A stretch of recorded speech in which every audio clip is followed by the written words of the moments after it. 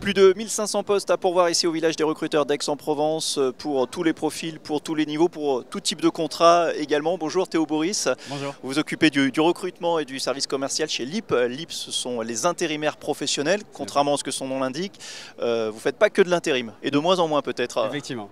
Donc nous sur la partie tertiaire, donc on s'occupe majoritairement de tous les recrutements au niveau des bureaux, donc soit assistanat, comptabilité, relations clients.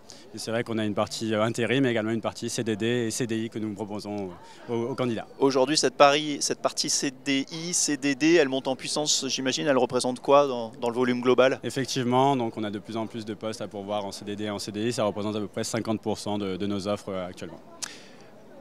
Est-ce qu'il y a un lien de cause à effet avec les difficultés de recrutement du marché, le fait que le CDI monte en puissance comme ça? Alors effectivement, c'est vrai que les sociétés ont de plus en plus de mal à recruter, nous-mêmes également. Donc c'est vrai que le CDD et CDI restent attractifs justement pour les candidats. Donc on a de plus en plus d'offres en ce sens.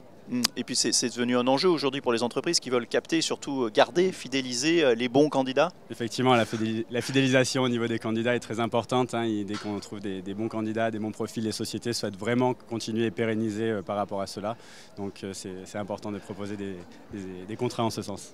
C'est quoi un bon candidat dans le secteur tertiaire? Alors au niveau du candidat, c'est vrai qu'on a beaucoup c'est vraiment la partie du savoir-être qui fait vraiment énormément les choses. Et après les compétences qui ont été développées en fonction de ses expériences précédentes et la faculté du coup à s'adapter aux sociétés et aux postes proposés.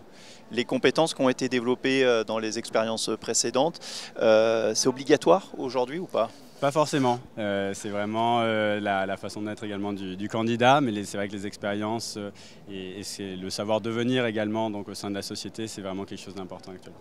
Le savoir-être, le savoir-devenir, ce sont les deux enjeux majeurs là, pour vous qui êtes en contact avec les candidats? Effectivement, c'est vraiment les deux points sur lesquels on axe les recrutements pour voir justement si ça peut totalement correspondre avec notre recherche et aux sociétés.